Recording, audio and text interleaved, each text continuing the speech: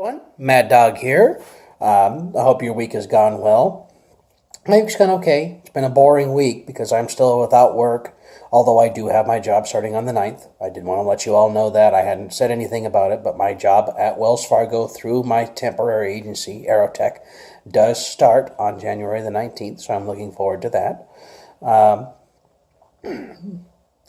Just a little update on my wife and I situation. We are doing better. We have gotten some help over the last week.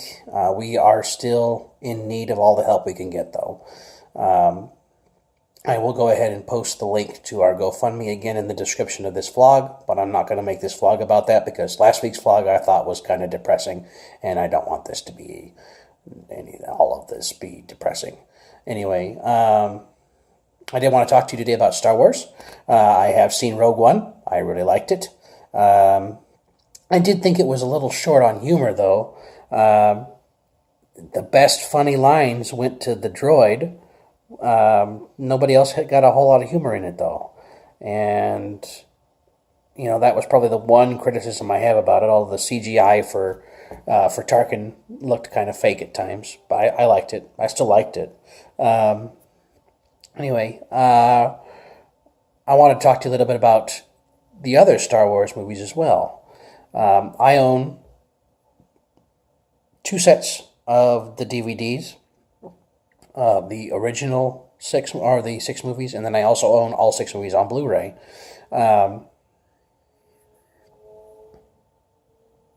Weird sound. I don't know if you heard that. Anyway, I have seen the original theatrical versions of the original 3 movies. I have seen the special editions, and that's what I have on all of my discs that I have is just the special editions. Really, all I can say is that I can understand why people prefer the original theatrical versions of the original Star Wars movies over the special edition releases. But harping about how you hate the changes, how Lucas never touched those, really isn't fair to the author. Authors can go back and change their work, make revisions whenever they want. And that's basically what Lucas did with the special editions. He also updated them so that they would not degrade, because that was what was happening to the films that were sitting in the vault prior to him working on them, is that they were beginning to degrade. So that helps that. It cleans them up. It helps preserve them better. And it updated the special effects, which I really did not have a problem with. There were a couple things I had a problem with. Number one, I didn't like the Jabba scene in the special edition of A New Hope.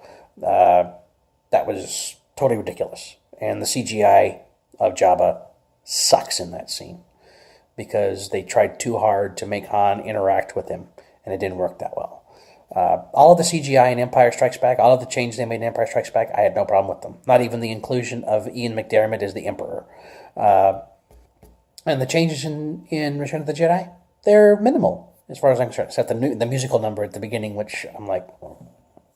Anyway, and I do think that including Hayden Christensen in the Force Ghost scene at the end of the Return of the Jedi was a good change on their part, considering that Hayden Christensen played Anakin in the prequel trilogy, and Vader, when he became one with the Force, or when Anakin became one with the Force, he would want to be a Force ghost the way he remembered himself as being, which was what Anakin looked like before he became Darth Vader. So I had no problem with that change. I think a lot of the hate that some of the fans lump on George Lucas for making the changes is misplaced, because like I said, an author should be allowed to constantly revise his work. Now, there are times when an author can go overboard and maybe should stop, maybe should think about what they're doing. Does this really need to be changed here? Like I said, there were some things in the special editions I didn't like, but they're very minimal. For the most part, I like the changes. And when the special editions came out on the big screen, that was the first time I ever got the opportunity to see any Star Wars movies on the big screen.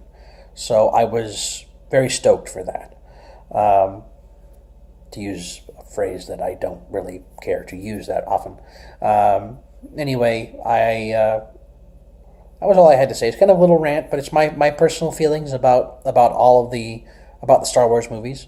The original theatrical editions are great movies. The special editions are great movies. I can understand your nostalgia.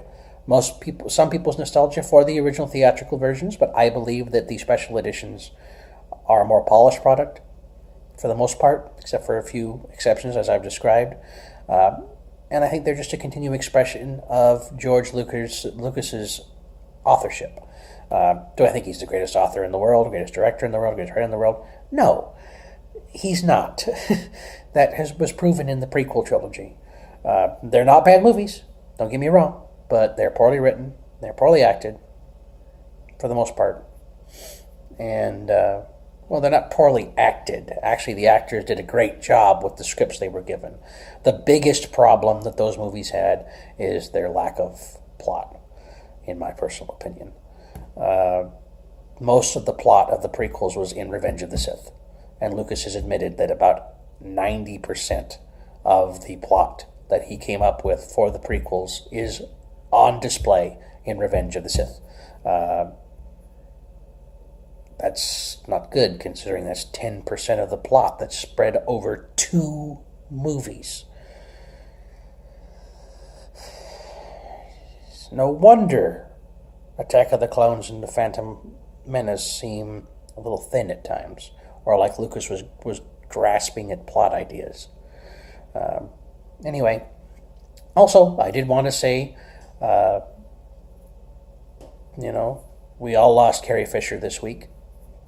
She's now one with the Force. That's very sad.